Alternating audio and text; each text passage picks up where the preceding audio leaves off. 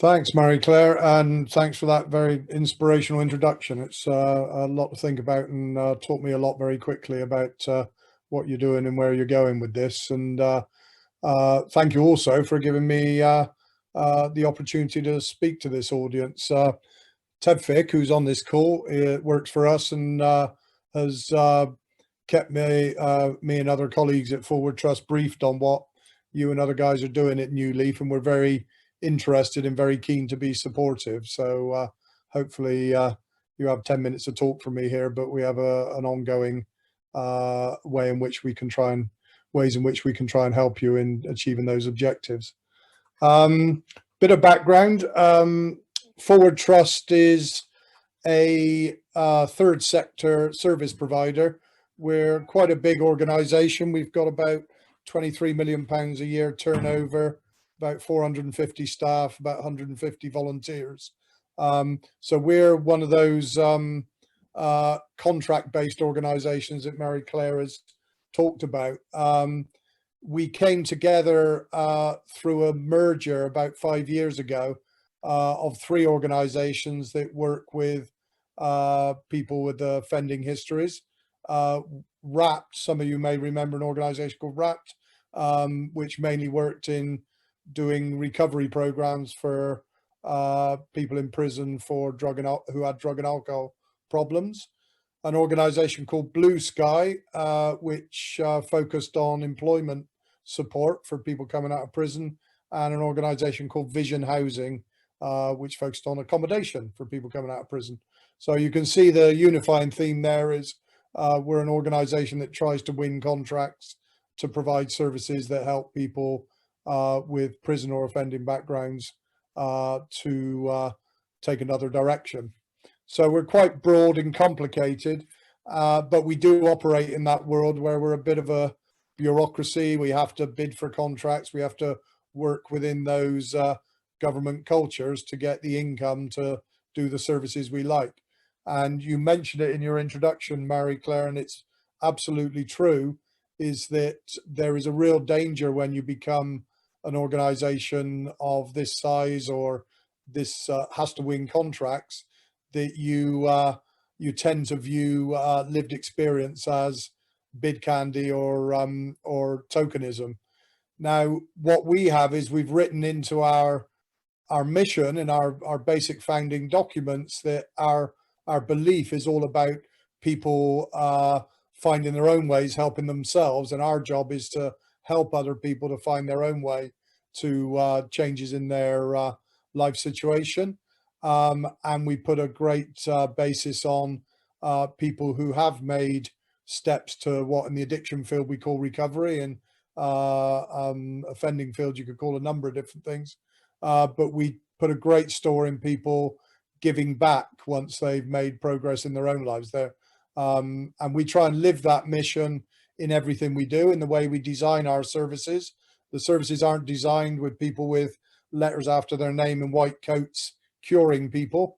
They're all based on peer models and based on people making progress and being rewarded for the progress they make in their own recovery or in their own careers.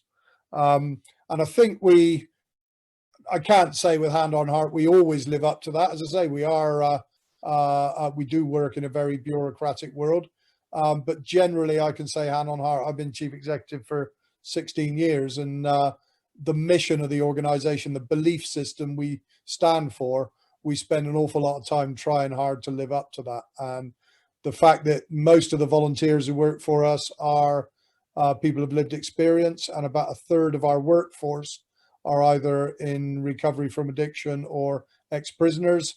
I mean, that's a testament to the fact that we kind of do what it says on the tin.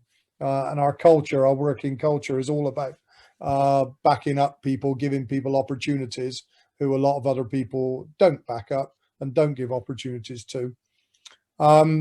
So that's our mission. But as I say, we are when it comes down to it, a big organization running a lot of contracts doing services in prisons and outside. And a couple of the examples you've already mentioned, Mary Claire, is that we do have what we call the Forward Enterprise Fund in our enterprise support scheme, where I think Stephen Anderson is on this call as well in TEDFIC.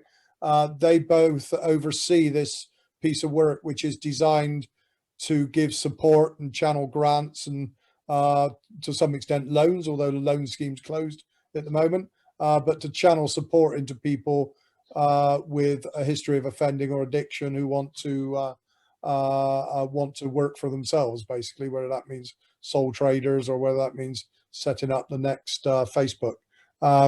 So we try and get behind people who are doing that. We got our own little network of people and entrepreneurs, and as I say, that fits like a glove with New Leaf and what you're trying to do. So I'm really pleased that we're involved at the early stages. Another broader piece of work we do, we have a whole employment directorate that helps a couple of thousand offenders each year with training and job coaching and access to jobs. And across that whole directorate, our general mantra is people either want to work for themselves, they want to work for us, or they want to work for somebody else. So the entrepreneur bit is helping people work for themselves. We have various schemes of people coming into working for us, and we have the classic sort of job coaching, which we have about 50 employers we work with, and we're pretty successful, obviously COVID allowing.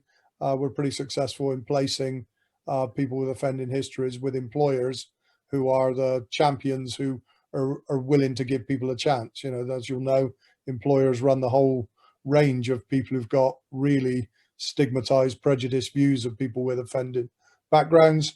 And there are other employers, Timpson's obviously the one we all quote, who are absolute champions. And the employers in the general world of employment run that whole spectrum. And we work with the good guys and we channel our clients into those jobs. Just want to mention a few areas of initiatives we have above what I've always said about already said about the employment work. We try and sort of wrap all of our services around with a general feeling that this is about people doing it for themselves, about building and strengthening communities, about emphasizing peer support and peer mentoring, because that's the most important aspect of our work. We've got all obviously models of intervention and different group work programs and different pathways, but wrapped around all of it is the idea that we are loud and proud about our support for people trying to make changes in their lives, and we give them the responsibility of making those changes.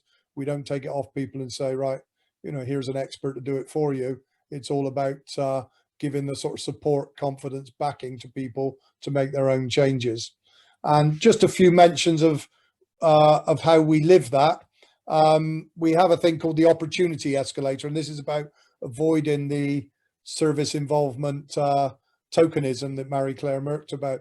Anybody who wants to be involved with us, clients of ours, non-clients of ours who wants to build or give something back or develop a career, we have what we call the Opportunity Escalator. Anybody can, of our clients, can become a peer supporter and be somebody who's receiving services, but also helping out their colleagues.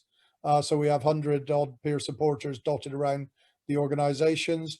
People who used to receive services from us or other providers can become peer mentors. All of that is unpaid, that's volunteering, but all of that volunteering is channeled in the offer. We offer training to people and backing to them. So if you want to develop your career with us or in this sector, we'll provide you with the training and the springboard, if you like, to get the qualifications and get into the jobs. And we offer our own traineeships and apprenticeships, which are paid. They're not massively paid. They're pretty low wages, but they're a start-off process where people can get 12 months of training or apprenticeship. And we've got about an 80% rate of people who do those traineeships at the end of the year. They come and work, they go into permanent jobs with employers. I have to say there's a bit of a swerve on that is in about 90% of the cases, the employer is us. So we got this nice conveyor belt where people do a year's traineeship with us and then come on to the full salaried jobs. And that works great for us. It works great for the people on the traineeships. So that's our opportunity escalator. And the basic offer we say to people within that is, if you want to hone your trade and develop your skills, giving something back, we'll give you the stepping stones to do that, and it ends up in a full paid job. And we avoid, as I say, the tokenism. I'd like to do more of that. I want more numbers. I want higher percentages of people with lived experience in our workforce.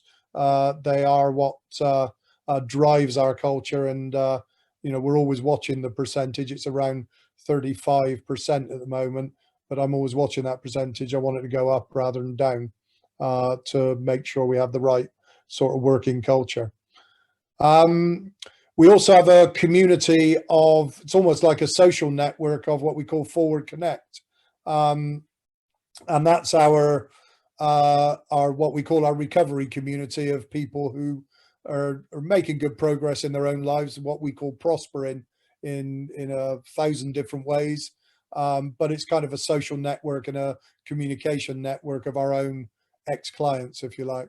And Forward Connect, I think we're up to about 1,500 members now. We're adding about 400 members to it each year from our own services, and it's growing into quite a vibrant online and virtual community. But also, when the bloody lockdowns end up, it's going to be doing more practical face-to-face stuff. Before the lockdowns in March, some of our local Forward Connect groups were running local volunteering. They were running local social events, doing some great work, and that's all going to pick up again after lockdown is ended. Hold on one second. Okay. I have a dog next to me, and it's just having to be taken out for a walk. So bear with us, life's intervening there. So yeah, we do. We have Forward Connect, which is a growing social network, and that's very inclusive group. It started out around sort of addiction recovery networks, but it's getting more and more diverse. A lot of our offender clients who don't have particular drug and alcohol history, they're joining in with Forward Connect, and it's showing the power of mutual aid, mutual support, and showing that it can be much wider than 12-step fellowships. We work a lot with the 12-step fellowships and have reunions and things like that, but there's a lot wider fellow feeling amongst our client groups. A lot of people who know about the basics of turning their lives around, and some want to work within the 12-step fellowship, some in other ways, and that's great. And Forward Connect is where they all come together. And finally, just want to mention we have a campaign, More Than My Past. If you haven't been on the website yet, please do go on morethanmypast.org.uk, and that's just a very straightforward online campaign celebrating lives turned around or people who've broken the cycle. And all we do up there is something we've done in print for many years, and we do within the organization, but we're going all social media now, like the young people tell us. And we're putting lots of personal stories. In fact, I'm looking at my screen now. There's a couple of More Than My Past ambassadors on this call, and we give them space to tell their stories, either video or written, and we put them up on that website, and they serve as a gathering point and inspiration for other people. And another thing we want to do with Forward Past is put out the message that this concept of confronting struggles in your life and turning it around is not just about the misery of addiction or something. It can be people in all walks of life, and we've got famous people, rich people, celebrities, and people who are ex-prisoners, and people who are from very different walks of life, all talking about the similarities of their stories. And just finally, Mary Claire, I can see my time's up, but just to say that More Than My Past, if you do have time to listen to it, we've got a podcast, which we're up, I think, to about 10 interviews now. The actor Jason Fleming, who pretends to be a hard man on Lock, Stock and Two Smoking Barrels, but really is a love. He interviews various people on his podcast talking about the issues of recovery in prisons and what to do after prison. And it's a really good listen. So I suggest if you've got any time on your hand, just click on the podcast page on the website and listen to a few of those stories. They're great. So we're here. We love what you're doing. We love what the network is standing for. We try to stand for the same stuff in our own work, because a very different set of responsibilities, and we're going to do whatever we can, as long as I'm chief executive, to support anybody else who's building up the positive networks of people who are looking to prosper and break the cycle. So I'm sure a new leaf. There's a long conversation we're going to have as time goes by, but just very happy to be involved in this.